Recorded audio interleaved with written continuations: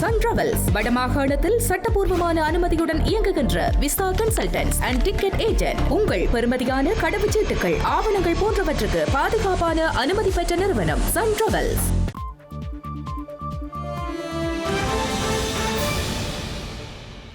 வணக்கம். இது ஐபிசி தமிழின் இரவு நேர பிரதான செய்திகள். முதலில் தலைப்புச் செய்திகள்.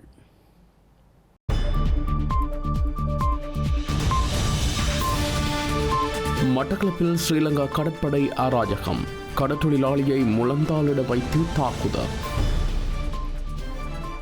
அரபு நாடுகளின் தூதுவர்களுடன் அனுர விசேட ஆலோசனை, புலம்பெயர் இளைஞர்களின் பாதுகாப்பு குறித்தும் கவனம். ஸ்ரீலங்கன் ஏர்லைன்ஸ் பயணிகளை குறிவைக்கும் மோசடி கும்பல், அவதானமாக இருக்குமாறும் அறிவுறுத்தல்.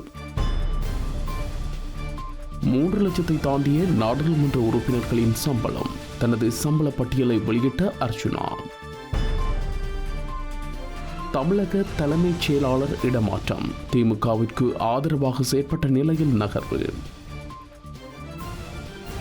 லெபனான் மீது தொடர் தாக்குதலை மேற்கொள்ளும் இஸ்ரேல், போர் நிறுத்தத்தை மீறுவதாகவும் குற்றச்சாட்டு.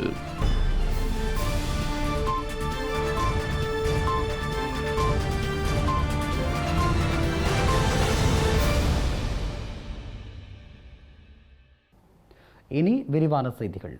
மட்டக்களப்பு செட்டிப்பாளையம் கடற்கரையில் சட்டவிரோத வலையினை பயன்படுத்தி மீன்பிடியில் ஈடுபட்ட குற்றத்திற்காக ஸ்ரீலங்கா கடற்படை புலனாய்வு பிரிவினர் 2 மணத்தியாலங்கள் முழங்காலில் வைத்து அடித்து சித்திரவதை செய்துள்ளதாக பாதிக்கப்பட்ட நபர் மனித உரிமை ஆணைக்குழுவிடம் முறைப்பாடு செய்துள்ளார். தாம் குற்றத்தை ஒப்புக்கொண்ட போதும் உரிய சட்ட நடவடிக்கை எடுக்காது தன்னை துன்புறுத்தியதாகவும், எனவே அவர்களுக்கு எதிராக சட்ட நடவடிக்கை எடுக்க வேண்டும் எனவும் அவர் கேட்டுக்கொண்டுள்ளார். அண்டு ஞாயிற்றுக்கிழமை 4 மணி அளவில் இவர் கடற்கரைக்கு போக்குல, ஆனால் வலை இவர கையில் இல்லை. அந்த ஈயத்தை கண்டு இவரை அடித்து துன்புறுத்தி ஊர் மக்களே புதினம் பார்க்குற அளவுக்கு இவரை முழங்காலில் நிறுத்தி துன்புறுத்தி செஞ்சவங்க. ஆனால் நாங்கள் செஞ்ச தொழில் பிள்ளைன்னு சொல்லி இவர் ஒத்துக்கொண்டு உரிய சாமான அவரை கையில் ஒப்படைச்சும் அந்த கல்லடியிலிருந்து வந்த அந்த அந்த நேவிக்கார் அவர் அவரோட பேர் அம்சாத்ன்னு சொல்கிறாங்க. ஆனால் அவரை புகைப்படம் நான் எடுத்து வச்சிருக்கேன். ஆனால் நான் புகைப்படத்தை எடுத்தும் அவர் என்ன திரட்டி தேவையில்லாத வார்த்தையெல்லாம் கதைச்சி பொம்புலண்டு பார்க்காம அந்த போனில் இருந்த படங்க முழுதையும் அழிச்சாங்க. ஆனால் நான் சொன்னேன், இவர் ஒரு சீனி வருத்தக்காரால், இவரை விடுங்க, நீங்கள் உங்களோட சாமான உங்களோட கையில் நாங்கள் ஒப்படைக்கிறோம்னு சொல்லி காலில் விழுந்து கத்தியும் கூட அவர் எங்களை கணக்கில் எடுக்காமல் இவரை அடித்தவங்க. அப்போ நான் சொன்னேன், நாங்கள் உரிய சாமான ஒப்படைத்துட்டு இருந்தானே சார், நீங்கள் விடுங்க, அந்த மற்றவங்க செய்கிறாங்க, இப்போ உங்களோட கண்ணுக்கு எதிர செய்கிறாங்க, அதை பிடிக்காம ஏன் சார் இவருக்கு மட்டும் அடிக்கிறேன்னு சொன்னேன். அது எங்களுக்கு தெரியும்னு சொல்லி எனக்கு அடிக்க வந்தவர். அதால் நான் இப்போ என்னடா சொல்கிறேன், எங்களுக்கு இது ஒரு அந்த தொழில் நாங்கள் குற்றம் ஒத்து கொண்டதும் இருந்து எங்களுக்கு அந்த ஊருக்குள்ளே இருக்கிற சரியான அவமானம் அடிக்கி. ஸ்கூலுக்கு போகிற பிள்ளை 16 வயசு பொம்பளை பிள்ளை இருக்கு. அவள் தான் ஸ்கூலுக்கு போக மாட்டேன் எல்லாரும் கேட்குறாங்க, அப்பாவை முட்டுக்காலில் வச்சு அடிச்சேன்னு சொல்லி மனவருத்தப்பட்டு கத்துறாங்க. எங்களுக்கு இதுக்குரிய எங்களுக்குரிய நடவடிக்கையை நீங்கள் எடுத்து தாங்க உரிய இடத்துல சொல்லி அதைத்தான் நாங்கள் கேட்குறோம். இந்த தொழிலை நாங்கள் விடுறோம்.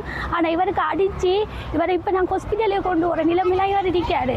அந்த நிலைமையை நீங்கள் இவருக்கு எங்களுக்கு உரிய நடவடிக்கையை எடுத்து தாங்கன்னு தான் கேட்குறோம். மத்திய கிழக்கில் நிலவும் போர் சூழலுக்கு மத்தியில் அங்கு பணியாற்றும் இளைஞர்களின் பாதுகாப்பு தொடர்பில் ஸ்ரீலங்கா ஜனாதிபதி அனுரகுமார திசாநாயக்க விசேட கவனம் செலுத்தியுள்ளார். அரபு நாடுகளின் தூதுவர்களின் சபை உறுப்பினர்களுடன் இடம்பெற்ற சந்திப்பின் போது இது தொடர்பில் அவதானம் செலுத்தியதாக ஜனாதிபதி மத்திய கிழக்கு பிராந்தியத்தின் விரைவில் அமைதி நிலை வேண்டும் என்பதே இலங்கையின் எதிர்பார்ப்பு எனவும் கூறினார். இலங்கைக்கான அரபு நாடுகளின் தூதுவர்களின் சபைக்கும் ஸ்ரீலங்கா ஜனாதிபதி அனுரகுமார திசாநாயக்கவிற்கும் இடையிலான சந்திப்பொன்று இன்று முற்பகல் ஜனாதிபதி அலுவலகத்தில் நடைபெற்றது. போர் சூழலால் மத்திய கிழக்கு பிராந்திய நாடுகள் எதிர்நோக்கியுள்ள சவால்கள் மற்றும் குறிப்பாக அந்த நாடுகளின் அமைதி, பாதுகாப்பு மற்றும் ஸ்திரத்தன்மைக்கு ஏற்பட்டுள்ள அச்சுறுத்தல்கள் குறித்து தூதுவர்கள் இதன்போது ஜனாதிபதிக்கு விளக்கம் அளித்தனர். மத்திய கிழக்கு பிராந்தியத்தில் விரைவில் அமைதி ஏற்படுவது இலங்கையின் எதிர்பார்ப்பு என குறிப்பிட்ட ஜனாதிபதி போரில் சம்பந்தப்படாத மத்திய கிழக்கு பிராந்திய நாடுகள் மீது நடத்தப்படும் தாக்குதல்கள் குறித்து தனது கவலையை தெரிவித்தார். அத்தகைய தாக்குதல்களை ஒருபோதும் அங்கீகரிக்க முடியாது என்றும் குறிப்பிட்டார். மேலும் மத்திய கிழக்கு பிராந்திய நாடுகள் இலங்கைக்கு வழங்கி வரும் ஒத்துழைப்புகளை பாராட்டிய ஜனாதிபதி குறிப்பாக வலுசக்தி தேவைகளை பூர்த்தி செய்வதற்கும் வெளிநாட்டு வேலைவாய்ப்பு மற்றும் சுற்றுலாத்துறைக்கும் வழங்கும் பங்களிப்பையும் பாராட்டினார். மத்திய கிழக்கு நாடுகளில் அதிகளவான இலங்கை தொழிலாளர்கள் பணியாற்றி வரும் நிலையில் தற்போது நிலவும் போர் சூழலுக்கு மத்தியில் அவர்களின் பாதுகாப்பை உறுதிப்படுத்துவது குறித்து விசேட கவனம் செலுத்தப்பட்டது. இலங்கையில் உற்சவகால உணவு பட்டியல்களுக்கான கட்டணங்கள் இன்று முதல் அதிகரிக்கப்பட உள்ளதாக அகில இலங்கை உற்சவ மண்டபங்கள் மற்றும் உணவு வழங்கல்கள் சங்கம் தெரிவித்துள்ளது. இன்று நடைபெற்ற ஊடகவியலாளர் சந்திப்பில் கலந்து கொண்டு கருத்து வெளியிட்ட அந்த சங்கத்தின் தலைவர் அகில ஜெயரத்ன மே மாதம் முதல் மேற்கொள்ளப்படும் புதிய முற்பதிவுகளுக்கு 15% முதல் 20% வரை கட்டணங்கள் அதிகரிக்கப்படலாம் எனவும் தெரிவித்துள்ளார். இலங்கையில் நிலவும் எரிபொருள் நெருக்கடி மற்றும் பெறுமதி சேர் வரி அதிகரிப்பு காரணமாக இந்த தீர்மானம் எடுக்கப்பட்டதாக அகில இலங்கை உற்சவ மண்டபங்கள் மற்றும் உணவு வழங்குனர்கள் சங்கத்தின் தலைவர் அகில ஜெயரத்ன குறிப்பிட்டுள்ளார்.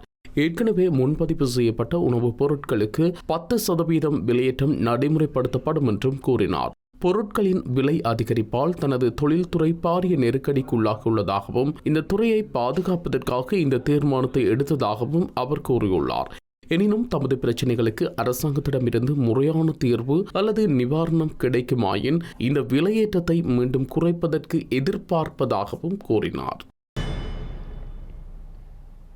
டித்வா புயல் காரணமாக வடக்கு தொடருந்து பாதையில் ஏற்பட்ட சேதங்களை தொடர்ந்து தடைப்பட்டிருந்த தொடருந்து சேவை மீண்டும் நாளை ஆரம்பிக்கப்பட உள்ளது. டித்வா புயல் காரணமாக வடக்கு தொடருந்து பாதையில் உள்ள 14 தொடருந்து நிலையங்கள் கடுமையாக சேதமடைந்தன. இதனை அடுத்து புனரமைப்பு பணிகள் ஜனவரி மாதம் ஆரம்பிக்கப்பட்ட நிலையில் வடக்கிற்கான தொடருந்து சேவைகள் இடைநிறுத்தப்பட்டிருந்தன. இந்த நிலையில் வடக்கு தொடருந்து மார்க்கத்திலான தொடருந்து சேவைகள் நாளை முதல் கொழும்பு கோட்டைக்கும் காங்கேசந்துறைக்கும் இடையில் மீண்டும் ஆரம்பிக்கப்பட உள்ளன. காலை 5:15க்கு கல்கிசையில் இருந்து காங்கேசந்துறை நோக்கியும் பிற்பகல் 1:50 மணிக்கு காங்கேசந்துறையில் இருந்து கல்கிசை நோக்கியும் பயணிக்கும் நகரங்களுக்கு இடையிலான கடுகதி தொடருந்துகளுக்கான ஆசன முன்பதிவு வசதிகள் செய்யப்பட்டுள்ளன. அத்துடன் கொழும்பு கோட்டையிலிருந்து காங்கேசந்துறை வரையிலான சகல தொடருந்து சேவைகளும் வழமை போன்று இடம்பெறும் எனவும் தொடருந்து திணைக்களம் தெரிவித்துள்ளது. இலங்கையில் டித்வா புயலினால் பாதிக்கப்பட்ட வீடுகளை நிர்மாணிக்கும் திட்டத்தை துரிதப்படுத்துமாறு ஸ்ரீலங்கா பிரதமர் கரணி அமரசூரிய அதிகாரிகளுக்கு பணித்துள்ளார். மீள கட்டியெழுப்பும் இலங்கை திட்டத்தின் ஜனாதிபதி செயலணி பிரதமர் கலாநிதி கரணி அமரசூரியவின் தலைமையில் ஜனாதிபதி அலுவலகத்தில் கூடியது. இந்த கூட்டத்தில் மீள கட்டியெழுப்பும் இலங்கை திட்டத்தின் தற்போதைய முன்னேற்றம் மற்றும் எதிர்கால திட்டங்கள் குறித்து விரிவாக கலந்துரையாடப்பட்டது. இந்த திட்டத்தின் கீழ் டித்வா புயலினால் பாதிக்கப்பட்டவர்களுக்கான இழப்பீடு வழங்கும் பணிகளை விரைவாக நிறைவு செய்யுமாறு பிரதமர் பணிப்புரை வழங்கினார். அத்துடன் சேதமடைந்த வீடுகளை புனரமைக்கும் பணிகள் மற்றும் புதிய வீடுகளை நிர்மாணிக்கும் பணிகளை முறையாகவும் விரைவாகவும் மேற்கொள்ள நடவடிக்கை எடுக்குமாறு அதிகாரிகளுக்கு அறிவுறுத்தினார். ஜனாதிபதி செயலணியின் கீழ் அமைக்கப்பட்டுள்ள பிரதான குழுக்கள் மற்றும் உப குழுக்களின் முன்னேற்றம் குறித்தும் இதன்போது மீளாய்வு செய்யப்பட்டது.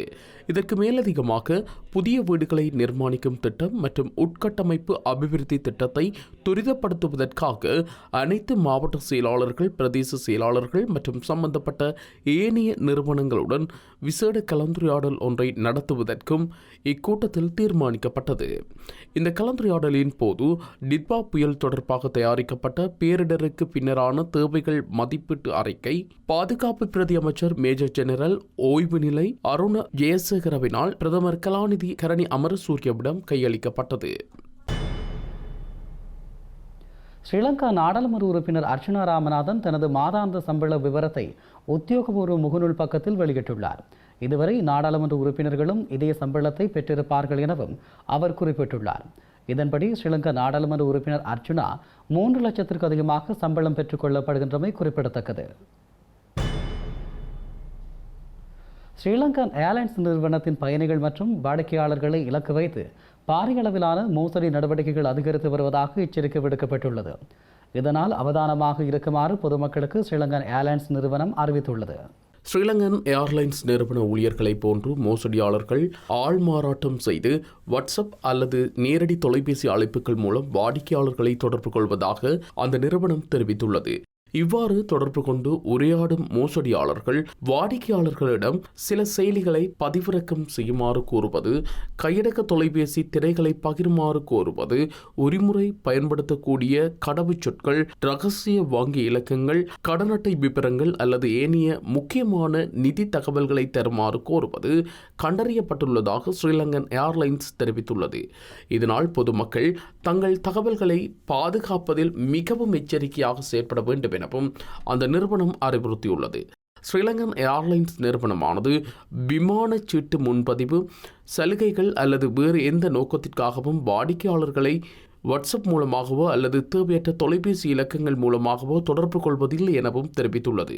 ஸ்ரீலங்கன் ஏர்லைன்ஸ் நிறுவனம் ஒருபோதும் வாடிக்கையாளர்களின் ஒருமுறை பயன்படுத்தக்கூடிய கடவுச்சொற்கள், ரகசிய வங்கி இலக்கங்கள், கடன் அட்டை விவரங்கள் அல்லது ரகசிய தகவல்களை கோருவதில்லை என்றும், அது மட்டுமன்றி வாடிக்கையாளர்களிடம் கைத்தொலைபேசி திரையை பகிருமாறு அல்லது செயலிகளை பதிவிறக்கம் செய்யுமாறு ஒருபோதும் கோருவதில்லை எனவும் தெரிவித்துள்ளது.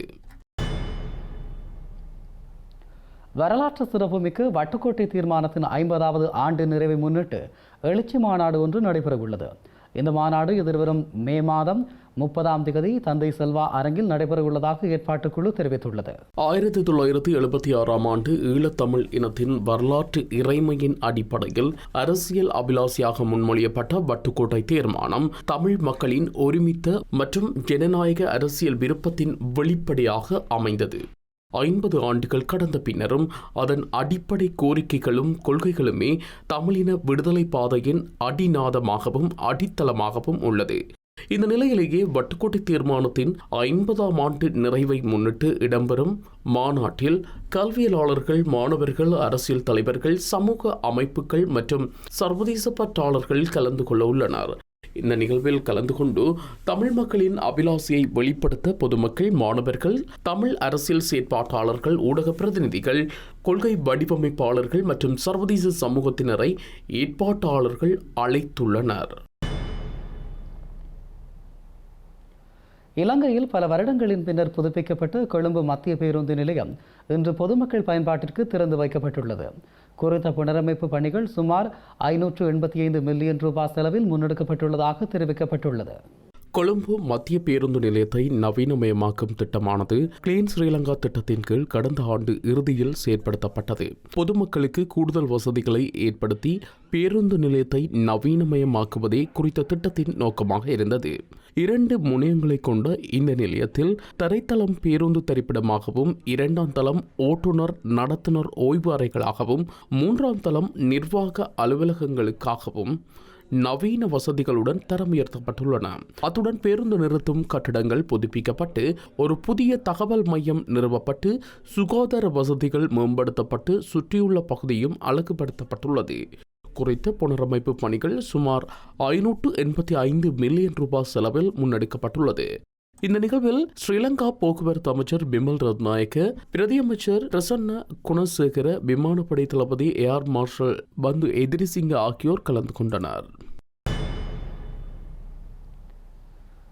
திருகோணமலையிலிருந்து குவைத் நாட்டிற்கு பணிப்பெண்ணாக சென்று உயிரிழந்த தமது தாயின் சடலத்தை ஸ்ரீலங்கா அரசாங்கம் பொறுப்பேற்று நாட்டிற்கு கொண்டுவர நடவடிக்கை எடுக்க வேண்டும் என அவரது பிள்ளைகள் கோரிக்கை விடுத்துள்ளனர். தமது தந்தையின் இறுதிக்கிரியைகளையும் தம்மால் செய்ய முடியாமல் போனதாகவும், தாயின் இறுதிக்கிரியைகளையாவது செய்ய அரசாங்கம் வழிவகை செய்ய வேண்டும் எனவும் அவர்கள் கேட்டுக்கொண்டுள்ளனர். எங்கள் அம்மா வெளிநாட்டுக்கு பணி வேலைக்காக சென்றவர். எங்கள் அம்மா 4ஆம் தேதி இறந்ததாக எங்களுக்கு தகவல் கிடைத்தது. நாங்கள் எங்கள் அம்மா வருவாண்டு தான் காத்துத்திருந்தோம். ஆனால் எங்களுக்கு மரண தேதி மட்டும்தான் கிடைச்சது. எங்களால் அதை ஏற்றுக்கொள்ள முடியாத நிலைமையில் நாங்கள் இருக்கோம். ஏனென்றால் எங்கள் அம்மா எங்களை சின்ன வயசுலேருந்து அவ்வளோ கஷ்டப்பட்டு வளர்த்த அப்பா இல்லாமல் தான் நாங்கள் இருந்தாங்க. எங்களோட அப்பா சின்னத்தில் எனக்கு 4 வயசுல இருக்கும்போது காணாமல் போயிட்டார். அதனால நாங்கள் கஷ்டப்பட்டு தான் வளர்ந்து நாங்கள் எங்கள் அம்மா எங்களை கஷ்டப்பட்டு வளர்த்து தாங்க இல்லாத நிலைமையிலே தான் வெளிநாட்டுக்கு போனவன். என்னோட கல்யாணம் கட்டுற வயசுல பிள்ளைகளும் இருக்காது, அவளுக்கு சீதனம் கொடுக்கணும், வீடு உழவு கட்டி கொடுக்கணும்ன்ற நிலைமைக்காக தான் அவள் போனவ. வேற எதுக்காகவும் போகவில்லை. அவைக்கு புருஷன் இருந்திருந்தா எங்களை எப்பயாச்சும் பார்த்துருப்பா. ஊர்ல இருந்து அவள் பார்க்க முடியாத நிலைமையிலே தான் வெளிநாடு சென்றவ. ஆனா எங்களுக்கு அம்மா இருந்துன்றது இறந்தென்று இது மட்டும்தான் எங்களுக்கு கிடைச்சதை தவிர வேற எந்த தகவலுமே கிடைக்கல. எங்களுக்கு இந்த அரசாங்கம் எப்படியாச்சும் எங்களோட அம்மாவோட இறுதி கிரியை செய்யறதுக்கு எங்களுக்கு அனுமதி திரும்ப கட்டணும். எங்களுக்கு எப்படியாச்சும் எங்களோட அம்மாவோட உடலை எடுத்து தரணும். எங்களோட நாட்டுக்கு எங்களோட அப்பாவோட கிரியை கூட எங்களுக்கு செய்ய கிடைக்கல. எங்களோட அம்மாவோட கிரியாச்சும் செய்யறதுக்கு நீங்க தான் எங்களுக்கு உதவி செய்யணும். எப்படியாச்சும் எங்களோட அம்மாவோட உடலை எடுத்து தாங்க. நாங்க கூட்ட தாழ்மையா கேட்டுக்கொள்றோம். தயவு செய்து எங்களுக்காக இறங்கி எங்களோட அம்மாவோட உடலை எடுத்து தாங்க. தமிழக சட்டப்பேரவை தேர்தல் எதிர்வரும் 23ஆம் தேதி நடைபெறவுள்ள நிலையில் திமுகவுக்கு ஆதரவாக செயற்படுவதாக கருதப்பட்ட தமிழக தலைமைச் செயலர் முருகானந்தம் இன்று தேர்தல் ஆணையகத்தினால் அதிரடியாக மாற்றப்பட்டுள்ளார். அதேபோல தமிழகத்தின் லஞ்ச ஒழிப்புத்துறை காவல்துறை அதிகாரியும் மாற்றப்பட்டுள்ளார். புதிய தலைமைச் செயலாளராக சாய்குமார் தேர்தல் ஆணையத்தினால் நியமிக்கப்பட்டுள்ளார். குறித்த இடமாற்றங்களை உடனடியாக நடைமுறைப்படுத்தி மாலை 6 மணிக்குள் அறிக்கை சமர்ப்பிக்கும்படியும் தேர்தல் ஆணையகத்தினால் அறிவுறுத்தப்பட்டுள்ளது. புதிய தலைமைச் செயலாளராக சாய்குமார் முன்னாள் முதல்வர் எடப்பாடி பழனிசாமியின் தனிச் செயலாளராக பதவி வகித்த நிலையில் பாஜக கூட்டணிக்கு ஆதரவாக இந்த மாற்றம் வந்திருக்கலாம் என கருதப்படுகிறது. தேர்தலுக்கு 2 வாரங்களே உள்ள நிலையில் தமிழக தலைமைச் செயலரை அதிரடியாக மாற்ற உத்தரவிட்டுள்ளமை குறிப்பிடத்தக்கது. தமிழகத்தில் எதிர்வரும் ஏப்ரல் மாதம் 23ஆம் தேதி சட்டமன்ற தேர்தல் இடம்பெறவுள்ள நிலையில் அன்றைய தினத்தை ஒரு விசில் புரட்சி தினமாக மாற்ற ஒன்றிணையுமாறு தமிழக வெற்றிக் கழகத்தின் தலைவர் விஜய் அழைப்பு விடுத்துள்ளார். இன்று நெல்லையில் இடம்பெற்ற பிரச்சார கூட்டத்திலேயே அவர் இந்த அழைப்பை விடுத்துள்ளார். தமிழக வெற்றிக் கழகத்தின் விஜய் தமிழக சட்டமன்ற தேர்தலை முன்னிட்டு தேர்தல் பிரச்சாரத்தில் ஈடுபட்டுள்ளார். சொல்லாததை செய்வோம், செய்வதை மட்டும்தான் சொல்வோம் என்ற தாரக மந்திரத்துடன் மக்களை சந்தித்த அவர் தமிழக அரசியலில் ஒரு பெரும் மாற்றத்திற்கான நேரம் இது என முழக்கமிட்டுள்ளார். இந்த தேர்தலை ஒரு சாதாரண தேர்தலாக பார்க்காமல் ஒரு தலைமுறைக்கான மாற்றமாக பார்க்க வேண்டும் எனவும் பிரச்சாரத்தில் குறிப்பிட்டுள்ளார். தாம் தன்னந்தனி ஆளு என ஏளனமாக பார்க்க வேண்டாம் எனவும் தங்கள் விசில் சத்தம் கேட்டு இந்த மாநிலமே மிரளப் போகின்றது எனவும் தெரிவித்துள்ளார். மக்களின் பணத்தை தொட வேண்டிய அவசியம் தமக்கு இல்லை எனவும் இப்போது ஆட்சியில் இருப்பவர்களால் இதனை பகிரங்கமாக சொல்ல முடியுமா எனவும் ஆட்சியாளர்களுக்கு அவர் சவால் விடுத்துள்ளார். ஏப்ரல் 23ஆம் தேதி நடைபெற இருக்கும் தேர்தல் ஒரு விசில் புரட்சி தேர்தலாக அமைய வேண்டும் எனவும் அனைவரும் விசில் சின்னத்திற்கு வாக்களியுங்கள் எனவும் கோரியுள்ளார். லெபனானுக்கும் போர் நிறுத்தம் பொருந்தும் என நேற்றிரவு ஒப்புக்கொள்ளப்பட்ட போதிலும் அங்கு இஸ்ரேல் தாக்குதல்களையும் தரைவழி நடவடிக்கைகளையும் தொடர்வது போர் நிறுத்த நடைமுறையின் பலவீனங்களை வெளிப்படுத்தியுள்ளது. இந்த போர் நிறுத்தம் ஈரானுடனான போருக்கு மட்டுமே பொருந்தும் என வலியுறுத்தியுள்ள இஸ்ரேல் அமெரிக்காவுக்கும் ஈரானுக்கும் இடையிலான ஒப்பந்தம் ஹிஸ்புல்லாவுக்கு எதிரான நடவடிக்கைகளுக்கு உள்ளடங்கவில்லை எனவும் குறிப்பிட்டுள்ளது. இதனால் இஸ்ரேலிய படைகள் தங்களது நடவடிக்கைகளை தொடரும் என இஸ்ரேலிய பிரதமர் பெஞ்சமின் நெதன்யாகு இன்று குறிப்பிட்டுள்ளார். ஈரான் மீதான தனது தாக்குதல் காலக்கெடுவுக்கு 1.5 மணி நேரத்திற்கு முன்பு அமெரிக்க அரசு தலைவர் டொனால்ட் ட்ரம்ப் ஒரு தற்காலிக ஒப்பந்தத்தை அறிவித்தமை நிரந்தர தீர்வுக்காக பேச்சுவார்த்தை நடத்த வாய்ப்பளித்தது. லெபனானுக்கு போர் நிறுத்தம் பொருந்தும் என நேற்றிரவு ஒப்புக்கொண்டிருந்த போதிலும் இன்று இஸ்ரேல் தாக்குதல்களையும் தரைவழி நடவடிக்கையையும் தொடர்ந்துள்ளது. ஈரான் அமெரிக்க அரசு தலைவரிடம் சமர்ப்பித்த 10 அம்ச திட்டத்தில் ஹோர்முஸ் நீரிணையின் கட்டுப்பாட்டை ஈரானிடமே விட்டுவிடுவது, யுரேனியம் செறிவூட்டலை தொடர அனுமதிப்பது போன்ற விடயங்கள் இருப்பதாக குறிப்பிடப்பட்டது. இந்த நிலையில் ஈரானிய பேச்சுவார்த்தையாளர்கள் நன்னம்பிக்கையுடன் செயற்பட்டால் அமெரிக்காவிற்கும் ஈரானுக்கும் இடையில் ஒரு உடன்பாடு எட்ட முடியும் என குறிப்பிட்ட அமெரிக்காவின் உப அரசு தலைவர் ஜேடி வான்ஸ் போர் நிறுத்தத்தில் உள்ள விடயங்கள் குறித்து தெஹ்ரான் தொடர்ந்தும் பொய் சொன்னாலும் அமெரிக்காவிடம் அதனை மூடி மறைக்க இராணுவம், ராஜதந்திர மற்றும் பொருளாதார செல்வாக்கு உள்ளதாக குறிப்பிட்ட அவர் தற்போதைய போர் நிறுத்தம் ஒரு பலவீனமான விடயம் என்பதை ஒப்புக்கொண்டார். இந்த நிலையில் நாளை மறுதினம் வெள்ளிக்கிழமை பாகிஸ்தானில் அமெரிக்காவுடன் நடைபெறும் பேச்சுவார்த்தையில் ஈரான் கலந்து கொள்ளும் என ஈரான் அதிபர் மசூத் செபஸ்கியான் இன்று தன்னிடம் தெரிவித்ததாக பாகிஸ்தான் பிரதமர் ஷெபாஸ் ஷெரீப் இன்று பிற்பகல் அறிவித்துள்ளார். எனினும் இந்த பேச்சுவார்த்தையில் தெஹ்ரானை பிரதிநிதித்துவப்படுத்தும் ராஜதந்திரிகளுக்கு உடனடியாக தெரியவில்லை. செய்திகளின் நிறைவாக மீண்டும் தலைப்புச் செய்திகள்.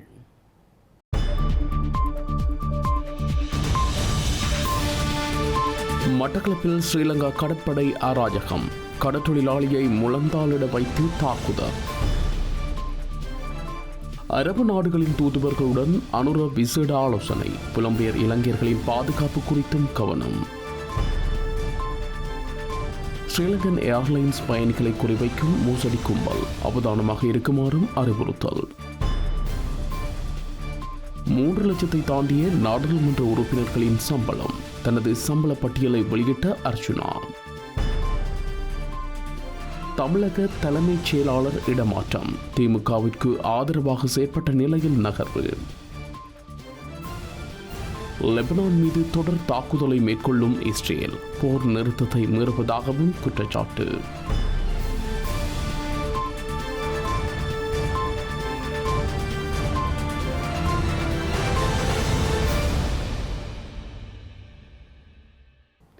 இத்துடன் ஐபிசி தமிழின் இரவு நேர பிரதான செய்திகள் நிறைவு பெற்றன.